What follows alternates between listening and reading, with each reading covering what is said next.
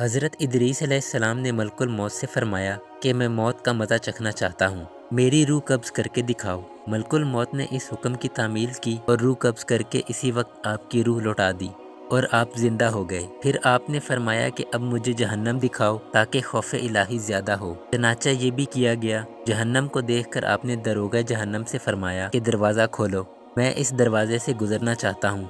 चनाचा ऐसे ही किया गया। फिर आप अलैहिस्सलाम ने मलकुल मौत से फरमाया कि मुझे जन्नत दिखाओ और वो आपको जन्नत में ले गए।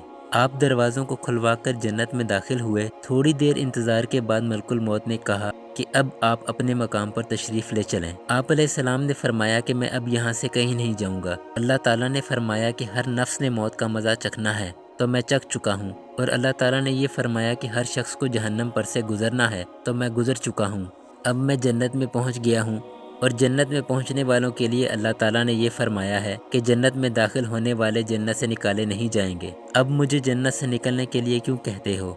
अल्लाह ताला ने मलकुल मौत से फरमाया कि हज़रत इदरीस अलैहिस्सलाम ने जो कुछ किया मेरे इज़्न से किया और वो मेरे ही इज़्न से जन्नत में दाखिल हुए, लिहाजा तुम इन्हें छोड़ दो, वो जन्नत में ही रहेंगे। चनाचे हज़रत इदरीस अलैहिस्सलाम आसमानों के ऊपर जन्नत में हैं और ज़िंदा हैं।